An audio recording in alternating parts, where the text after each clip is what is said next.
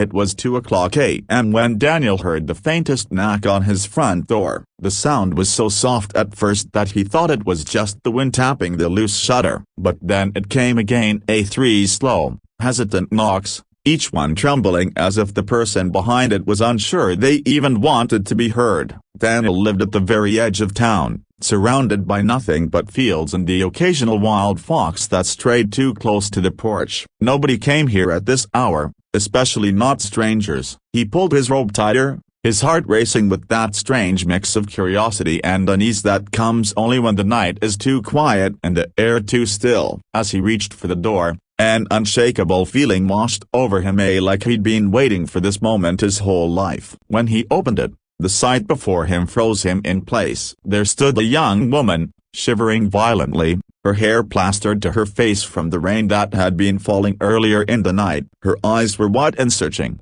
darting past him as though she feared someone might appear out of the darkness behind her. Before Daniel could speak, she whispered, almost as if the words had been rehearsed 1,000 times, "Please see broken bar, help me." And for reasons he couldn't explain, reasons that would only make sense much later, Daniel's voice came out steady and sure. "I knew you'd come." Friends, if you want to know why a stranger knocking at 2 a.m. could change the course of two lives forever, you'll want to hear this to the end. And before we dive deeper, don't forget to like this video and subscribe to the World Kindness, because stories like this remind us that compassion can arrive in the most unexpected moments. Now a broken bar. Let's go back to that night. Daniel stepped aside, gesturing for her to enter, his senses alert to every small sound. She stepped inside reluctantly, dripping water onto the old wooden floor, clutching something under her jacket. It looked like a bundle wrapped in a faded blanket,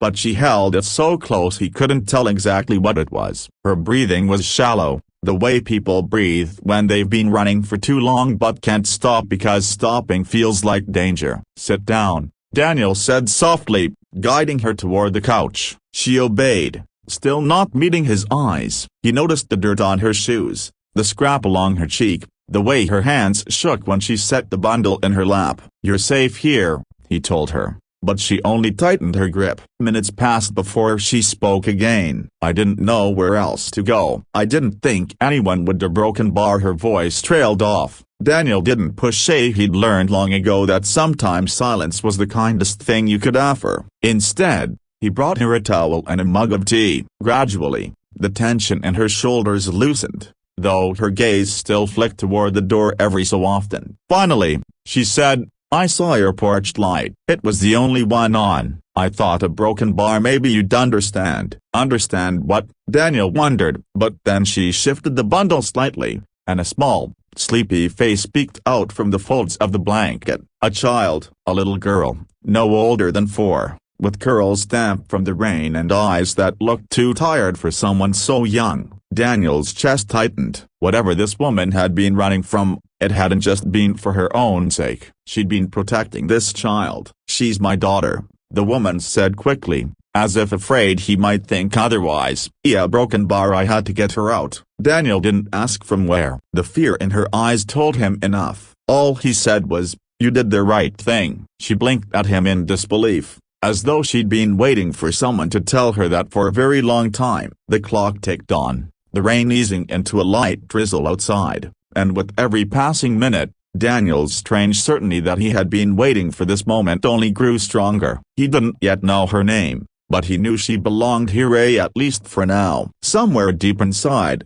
he also knew this wasn't a chance meeting. This was the beginning of something neither of them could have predicted. And by the end of this story, they'll understand exactly why, at 2 a.m., he had said those strange words, "I knew you'd come." The woman's name was Clara, and the little girl was Emily. In the dim glow of the living room lamp, Clara told her story in fragments, like someone piecing together a broken mirror but afraid to cut themselves on the sharp edges. She had been living with someone who had promised safety but delivered nothing but fear. The moment she realized Emily's laughter had turned into silence around him, Clara knew she had to leave. It hadn't been easy. She'd waited for the right moment, gathering just enough courage and enough money for bus fare to the edge of town. But when she arrived, the buses had stopped running, and she'd been stranded in the rain. "I saw your light," she repeated, as though it was still unbelievable that such a small detail had led her here. Daniel listened without interruption. His mind kept circling back to the feeling he'd had before opening the door with that strange certainty,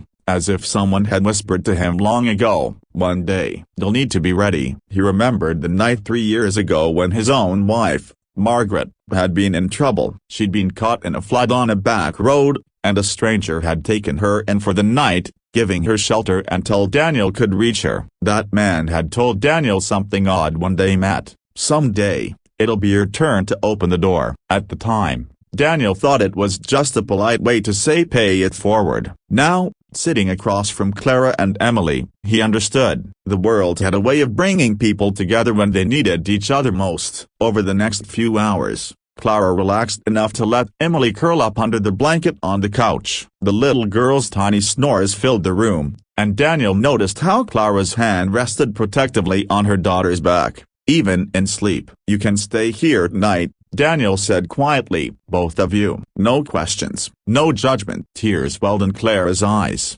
but she didn't cry. Instead, she nodded, and for the first time since arriving, a flicker of hope crossed her face. Morning came with pale sunlight filtering through the curtains. Daniel made pancakes, the way he used to for his wife on Sundays. Emily's laughter returned, shy at first, but then brighter, like she was remembering what it felt like to be a child again. Clara watched, her hands wrapped around a mug of coffee, the warmth of it spreading into her expression. They stayed for 2 more days. By the time Clara left, arrangements had been made. A safe place in a nearby town, a job lead from one of Daniel's friends, and the knowledge that she and Emily would never have to return to the life they'd fled. At the door, she hesitated. "Why did you say that?" "That you knew I'd come." Daniel smiled faintly, looking past her to the road disappearing into the horizon. "Because he broken bar in some way. I've been expecting you for years. Someone once opened their door for my family. This was my turn." Clara didn't reply. She simply hugged him tightly,